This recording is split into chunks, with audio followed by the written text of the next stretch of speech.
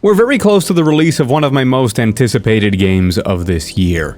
And I am talking, of course, about Star Wars Outlaws. I'm kidding, you clicked on the right video, this is Space Marine 2. You know when you have a certain vibe from something, like you think, I think this has a chance to blow up, I think this is gonna be special, this is gonna be a bit different.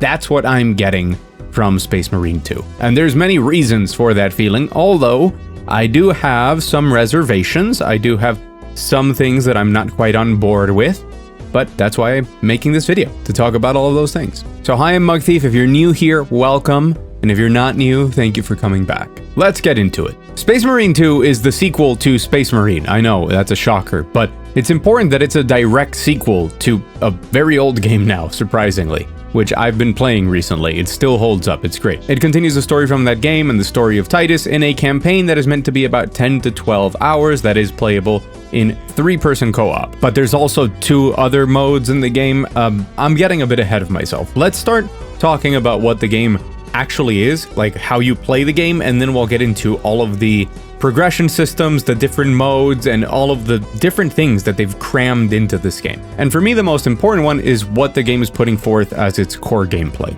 I don't think it's fair to call this game a third-person shooter, because there's been a lot of emphasis placed on it from the developers and from previews, centered around the melee combat as well, and the use of different abilities and skills that the characters have. So I think it's better to call it just third-person action, because while you will be doing a lot of shooting, it seems that the 2 core things that happen in the game are shooting a lot of enemies and also hacking and slashing. Already a pretty cool blend, but kind of bad if it's not done well, and it seems to be done well here. The melee combat system, while basic combo type stuff like attack chains, also includes a lot of dodging and a lot of parrying.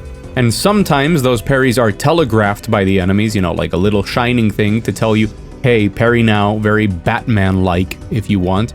But also not, sometimes not telegraphed, and people have said that there's quite a bit of depth and a rhythm, a kind of flow state that you enter once you get used to the game. That flow state, as you transition from melee combos into a dodge, into another attack, a parry, you turn around, you shoot some Tyranids, you turn around, throw a grenade, continue your melee, parry another thing.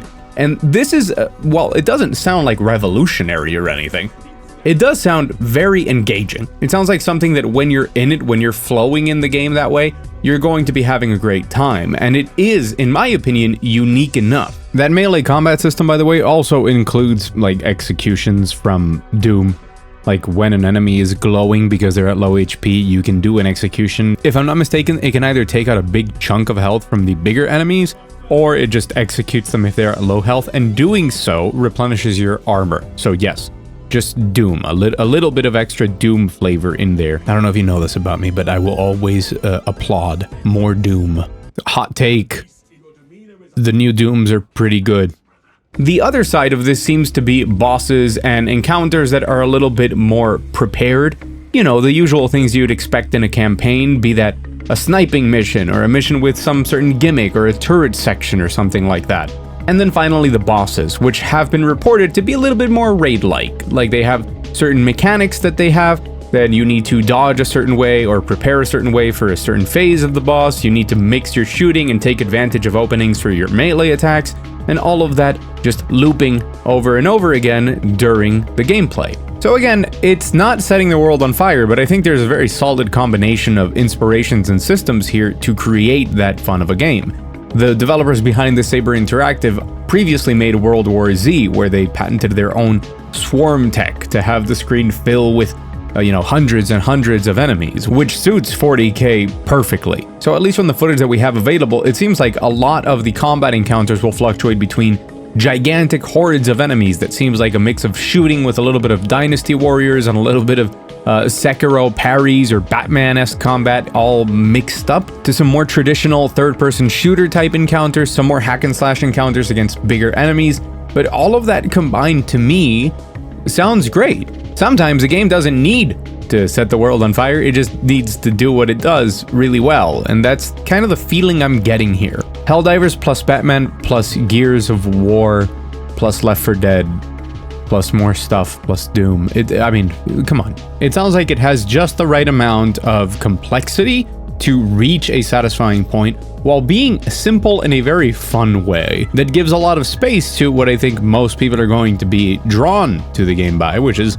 the spectacle of it all, the aesthetics, the 40K-ness of it. Now, for me, the first Space Marine was an introduction into the 40K universe, and while I'm far from an expert on the subject, I do know a little bit. I know enough to know I like it a lot and the basics of the world. I've played other 40K games since then, things like Boltgun and Necromunda, which I think is a pretty underrated game. It's not fantastic, but I like it, okay? Sue me. Actually, no, please do not sue me. And this for me is one of the bigger points about Space Marine 2. I know some people, maybe even you right now watching this video, might be intimidated by it. You might think that it's not for you because you're not into Warhammer 40K. You don't know anything about it, and you don't know anything about the first game, so why should you jump into the second game? Which I'm here to tell you, you gotta start somewhere.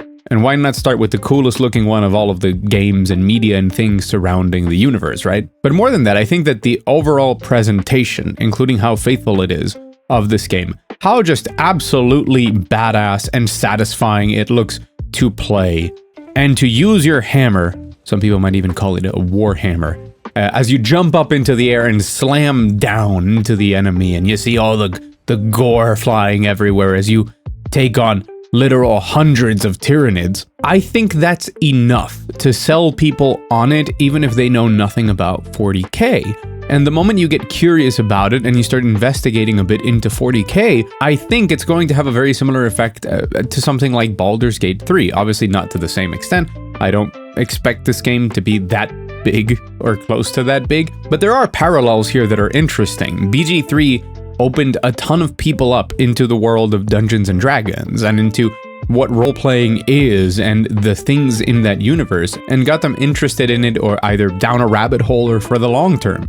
So I think that how faithful it is, or it seems to be, to the 40K universe is going to be a very big part of this game, because on one hand, it's going to make the 40K fans very happy. And on another, I think it has the potential to grow that fan base and get people into 40K and enjoying the universe itself. Now let's rewind very briefly to that refreshing core gameplay loop that I mentioned before that seems so promising to me, because this is the first kind of double-edged sword with the game, the thing that I'm not as confident in. That gameplay loop isn't present just in the campaign, because this game is trying to do a lot of things, many of which leverage some of the expertise that Saber, the developer, have from over the years, but some of them do give me pause. So on top of the campaign, there's operations, which is a separate mode that you access from the barge, which functions as your hub. It's, think Doom Eternal kind of, right? That is where you select to continue your campaign or the other modes. The first of which are operations. At launch, it's 6 missions that are approximately 20 to 30 minutes long according to the developers, and they come in a long list of different difficulties. They are intended to be played in multiplayer, kind of repeatable, think something like Darktide. And they have their own AI system, similar to like the director from Left 4 Dead, to keep the encounters different as you keep changing difficulties or even just straight up replaying the mission, so that different things happen throughout the missions, keeping them fresh. In these missions, you select from one of the 6 different classes in the game, and there is a progression system for all of them. You choose your class, you go on missions, you keep ramping up the difficulty to obtain more rewards so that you can further customize your loadout and unlock cool things for it, including customization. Very important, customization. I mean, you should be excited for customization in a 40K game. I think we should be excited for customization in any game. It's just a neutral good thing always. And I think this is great, because if you have a really tight, really good gameplay loop, you want to give people a replayable mode in which to keep enjoying that gameplay loop, and I think there's a lot of potential here. And they've promised that there's going to be more operations after launch that are going to be added to the game, and that is exciting. Although my personal opinion is that I take what I get at launch. I don't really trust the promises of any developer nowadays, but if we want to be optimistic, they're going to be adding things later. Now, that's where some of the caveats come in. Because on one hand, yeah, live service type of stuff, adding content post-launch, I don't like trusting devs, and who knows how that promise ends up over time. But the other side of this is that having learned from the previews, at least in the preview form that we hope will be fixed, these were not very viable to do in single player. You couldn't do them alone with AI. Not because they're bad or like physically impossible, but because the AI was brain dead. I hope that's fixed, because I think that for a lot of people that don't want to engage in matchmaking or don't have a group of buddies with which to play the operations, having this mode with all of this progression that's incorporated into it could be a source of a lot of playtime and a lot of fun. And those people shouldn't be left out. There should be competent AI to allow people to play that single player and still take all of the 6 classes up to their maximum level and get all the customization and all the options for the loadouts. And if that is fixed by launch, which we hope it will be, I think there's quite a lot of content to enjoy surrounding that, with the promise of more later on. But there's more! There's a third mode. There's a 6v6 PvP mode taking advantage of those 6 different classes and their customizable loadouts. This is a bit of a head scratcher to me, but I'm not gonna look a gift horse in the mouth. I think that it's interesting that it's being very much presented, at least in the promotional materials and stuff, as a bonus. It's like, you remember when video games put their emphasis on the campaign or on other parts of the game and the multiplayer was just this extra mode that was fun, and if it was really fun, it just got a big player base. Feels like now it's multiplayer is the focus, and sometimes there's a half-baked campaign that goes with it. And in the minds of a lot of people, even when they do put a lot of effort into the campaigns, it's not like, it's never considered to be the main thing with the game. I think that here it's completely the other way around. The campaign is the meat and potatoes, the operations is where you go if you want to engage more with the game, and the multiplayer is the bonus mode for when you get tired of running operations with your friends, you might jump into the 6v6. And that's also refreshing. I don't know how good of an idea it was to invest this much time, or how much they're going to invest in supporting the 6v6 PvP after launch. I don't know if it was a worthwhile investment of things, but I don't like generally talking in that sort of hypotheticals of like, if they had cut the PvP multiplayer, the campaign would be twice as long, because you never know how these things work, right?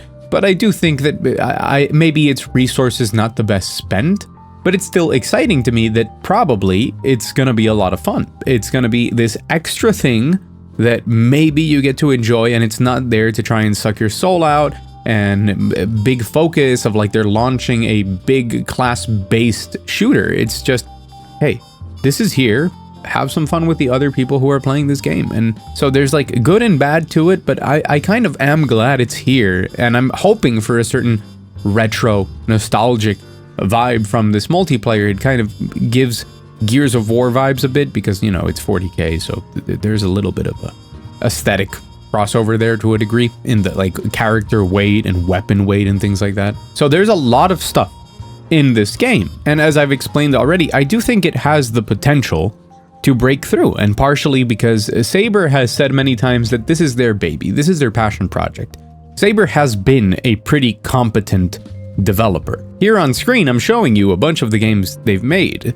Many of them are very competent. Many of them are anywhere from enjoyable to actually pretty damn good. But I'm hoping that with this being their passion project, the thing that they've said they wanted to do, that they have reverence for, that they want to do right, that it's going to break a bit out of their general reach as a developer, and outside the general reach that maybe a lot of Warhammer 40K games have had. And while it might not set the world on fire, I do feel like it has the potential to give 40K its moment in the sun at a wider level, to have the entire 40K community just enjoy this for what it is as a 40K game, to have regular gamers enjoy what seems to be a very classically inspired in a very basic philosophy of come here, have fun with this game, and potentially expose the 40K universe to a lot of people that don't know it. I have my reservations. That AI thing is pending. I'd never like to consider